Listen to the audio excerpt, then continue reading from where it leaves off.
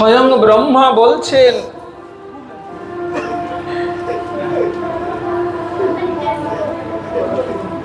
হে জীব, কৃষ্ণ ভজনহীন যদি আমাদের মৃত্যু হয় তাহলে আর ওই দেহ আমরা পাবো না, পশুকুলে চলে যেতে হবে। পশুকুলে চলে যেতে হয়। স্বয়ং নারদ ঋষি চোখে আঙুল দিয়ে আমাদের দেখিয়ে দিলেন, কৃষ্ণ ভজনহীন এই মানব জন্ম বৃথা চলে যায়, আর এই জন্ম আসে না। মায়া শঙ্করকে গিয়ে বলেছিলেন, হে মায়া শঙ্কর, আর বিষয়ের বিষ কত পান করবে, এবার চলো বৃন্দাবনে যাই। মায়া শঙ্কর বলছেন, প্রভু, আমার কন্যা রয়ে গিয়েছে বিবাহ উপযুক্ত, ছেলেটিকে এখনো সংসারী করি নাই, একটু সময় দাও, তারপর যাব। নারদ ঋষি বললেন, আমি আবার আসব। কিছুকাল পরে নারদ ঋষি আবার আসলেন, এসে দেখলেন মায়া শঙ্কর আর এই সংসারে নাই। যে সংসারকে আঁকড়ে রেখে, যে সংসারের দুহাই দিয়ে কৃষ্ণ ভজন করে নাই, ওই সংসার তাকে আর ধরে রাখতে পারে নাই। সংসার ছেড়ে চলে যেতে হলো।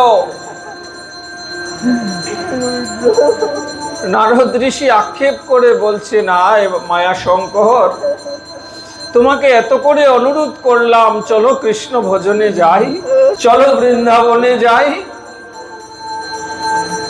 তুমি এই সংসারকে আঁকড়ে ধরে আর সংসারকে বাধা করে দিলে। সংসার যদি কৃষ্ণ ভজনে বাধা হয়ে যায়, তাহলে এই সংসার তোমাকে লাথি মারবে।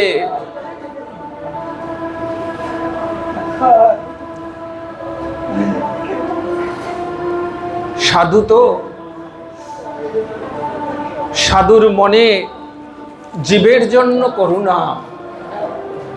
নারদ ঋষি খুঁজছেন মৃত্যুর পর মায়া শঙ্কর কোথায় গেল, কোথায় জন্ম হলো। দেখলেন মহিষ পালক হয়ে জন্ম হয়েছে। সেখানে গিয়েছেন, মস্তকে হাত দিয়ে পূর্বে জন্মের কথা স্মৃতি করিয়ে বলছেন, মায়া শঙ্কর, এবার চলো, তুমি তো বলেছিলে কিছুদিন পর যাবে, আমি আবার এসেছি। এবার মহিষ পালক বলছে, হে ঋষিবর, মহিষ পালন করতে করতে ওদের প্রতি একটু মায়া জন্মে গিয়েছে। তাছাড়া গৃহকর্তা যিনি আছেন, তাকেও তো একটু সন্তুষ্ট করতে হবে, অর্থাৎ কর্ম কাজ। মায়া শঙ্কর, আমাদের যেমন কর্ম আমাদের বাধা হয়ে যায়, আমি এখন কর্ম করছি, এখন ধর্ম কিসের? ধর্ম তারা করে, পাঠে তারা যায়, কীর্তনে তারা যায়, যাদের কোনো কর্ম নাই। যত নিষ্কর্মের দল সবাই সেখানে যায়। আমি কর্মী, আমি বড় ব্যবসায়ী, আমি বড় চাকুরিজীবী, আমার এসবের সময় নাই। দেখা যাবে ভবিষ্যতে যদি সময় পাই। আজ মায়া শঙ্কর বলছেন, আমাকে আরো কিছুদিন সময় দাও, তারপর আমি ঠিক যাব।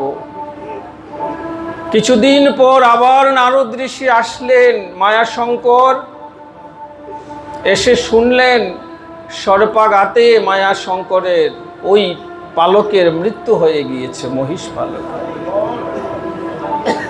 সময় আসে না, সাধুর মন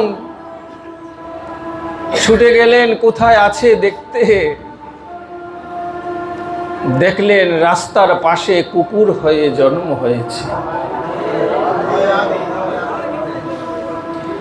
দয়া হলো, করুণা হলো, কুকুরের পাশে বসে ওর মস্তকে হস্ত দিয়েছেন, পূর্বের স্মৃতি ফিরিয়ে এনেছেন। চলো মায়াশঙ্কর, বৃন্দাবনে যাই, ভজনে যাই। এবার চোখের জল ছেড়ে দিয়েছে পশু। কুকুর ছেড়ে দিয়ে বলছে, হে ঋষিবর, যখন সময় ছিল তখন যাই নাই, যখন মানব জন্ম ছিল তখন ভজন করি নাই, এই কুকুর জন্মে কি আর কৃষ্ণ ভজন হবে?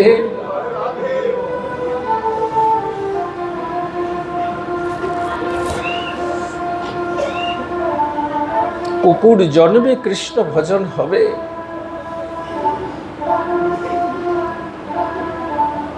নারদ ঋষি বলছেন হবে।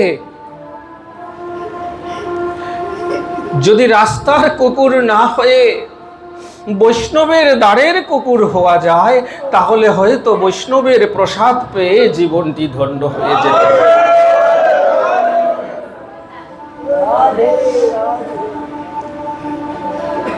রাস্তার কুকুর বলছে, আমি তো কোনো গৃহপালিত পশু নই, আমি তো রাস্তার কুকুর। রাস্তার কুকুর কখনো কৃষ্ণ ভজন করে না, দৌড়ে পালিয়ে গিয়েছে। পেছন থেকে নারদ ঋষি বলছেন, আমি আবার আসব, তোমাকে কৃষ্ণ ভজন না করানো পর্যন্ত আমি শান্তি পাব না। কেমন শিক্ষা দিচ্ছেন জীবকে, কোথায় পতন হচ্ছে আমাদের। কৃষ্ণ ভজনহীন জীবন কোথায় যাচ্ছে চোখে আঙুল দিয়ে দেখাচ্ছেন। মায়াশঙ্কর কোথায় ছিলেন? একজন সম্ভ্রান্ত গৃহস্থ ছিলেন, অর্থবিত্ত যার পূর্ণ ছিল, পূর্ণ সংসার যার ছিল, অথচ সেই বিত্ত সেই সংসার কৃষ্ণ ভজনে বাধা হয়ে দাঁড়িয়ে গেল। এমন সংসার, এমন বৃত্ত, যে বৃত্ত যে সংসার কৃষ্ণ ভজনে বাধা হয়ে দাঁড়ায়, তার পরিণতি তো এমনই হবে। তাই আমাদের যেন এমন পরিণতি না হয়, তার জন্যই এই লীলা আস্বাদন করা। কুকুর চলে গেল, আবার কিছুদিন পর ওই কুকুরকে খুঁজে খুঁজে ঋষিবর এসেছে। কোথায় জন্ম হলো? এবার দেখছেন ওই কুকুরের জন্ম হয়েছে বিষ্ঠার কীট হয়ে।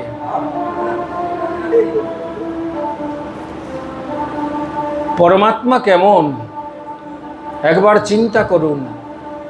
আমার এই দেহে যতক্ষণ পরমাত্মা আছেন, ততক্ষণ আমার চেতন আছে। আমি ভাবি যে আমি চলছি, আমি শ্বাস নিচ্ছি, আমার চেতন আছে, কিন্তু যতক্ষণ পরমাত্মা আছে ততক্ষণ আমার চেতন আছে। তিনি চলে গেলে আমি অচেতন, আমি নিথর। আমরা সবাই দেহকে ভালোবাসি, নিজেকে ভালোবাসি,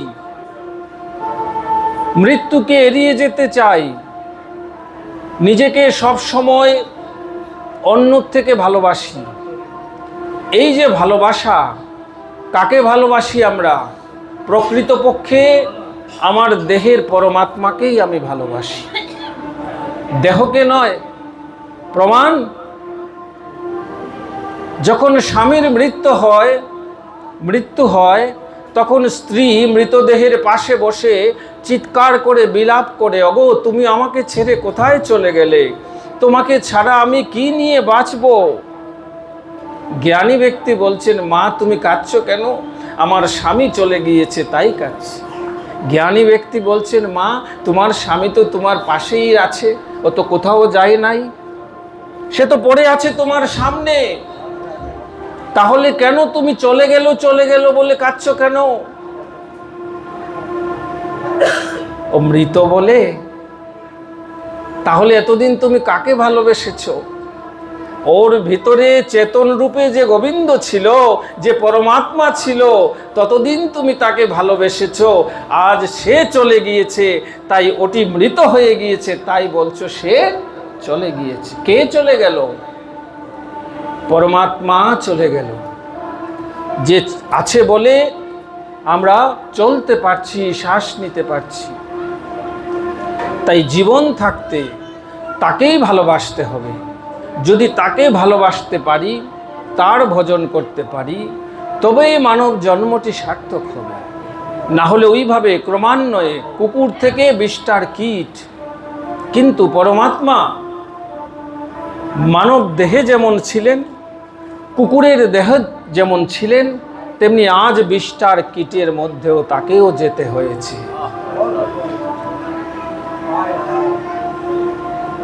শুধু জানতে পারেন সেই জন যিনি প্রকৃত জ্ঞানী, যেমন নারদ ঋষি।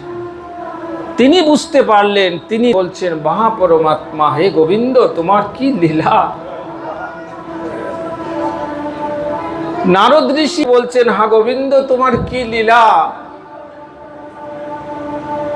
মায়া শঙ্কর রূপে যাকে দেখেছিলাম, তাহার হৃদয়ে যেমন তুমি পরমাত্মা রূপে ছিলে, আজ তার এই পরিণতি হয়েছে বিষ্ঠার কীট।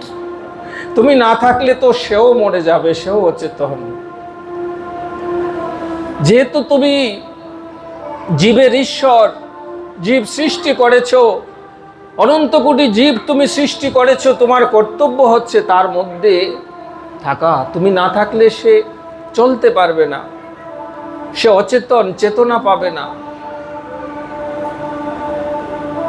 ব্রহ্মাকে বলেছেন তুমি জীব সৃষ্টি করো। ব্রহ্মা নারী বানাচ্ছেন, পুরুষ বানাচ্ছেন, চুল দিচ্ছেন, সব কিছুই করছেন, অবয়ব দিচ্ছেন, কিন্তু সব বানিয়েও বসে আছেন। কারণ যতক্ষণ পরমাত্মা দেহে প্রবেশ না করছেন, ততক্ষণ পর্যন্ত ওটি তো একটি পুতুল হয়েই থাকবে, চেতনহীন। ব্রহ্মা সব সৃষ্টি করেও পরমাত্মাকে ডাকেন, ভজন করেন। তাকে ডাকতে হয়, প্রভু তুমি আসো, আমি তোমার আদেশ পালন করেছি, এবার তুমি ছাড়া জীবের চেতন কেউ দিতে পারবে না। প্রভু তখন চেতনা দান করেন। আজ সেই বিষ্ঠার কীটকে বলছেন, মায়া শঙ্কর কতবার তোমাকে বলেছি কৃষ্ণ ভজন করতে চলো, বৃন্দাবনে চলো। আজ তুমি বিষ্ঠার কীট হয়ে গেলে। আগে যদি শুনতে, তাহলে এই পরিণতি হতো না। সংসারী জীব আমরা, ওই সংসারকে ওই বিষ্ঠার কীটের মতো আঁকড়ে ধরে আছি। ওখানেই আমাদের শান্তি, ওখানেই আমাদের সুখ। কিন্তু এই সম্পদ অর্জন করতে পেরেছেন যারা, তারাই ভক্ত সঙ্গে এসে ওই মহা সম্পদের অধিকারী হয়েছেন। তাদের কাছে আর ওই সংসার ভালো থাকবে না। তারাই সংসারের মায়া উত্তীর্ণ করতে পেরেছেন। যেটি আমরা শুরুতে বলেছিলাম, যে সম্পদ থাকলে ভগবানের জন্য ছুটে বেড়াতে হয় না, ভগবান ছুটে আসে। কোন সেই সম্পদ? যে সম্পদের কথা স্বয়ং গৌরহরি রায় রামানন্দকে প্রশ্ন করেছিলেন, বলো রায়, সম্পত্তি মধ্যে জীবের কোন সম্পত্তি গণি? রায় কহে, রাধা কৃষ্ণে প্রেম যার সেই বড় ধনী। রাধা কৃষ্ণে প্রেম যার সেই বড় ধনী। আর ওই ধনীর কাছে গোবিন্দ ছুটে যায়। ওই সম্পদের অধিকারী হতে হবে।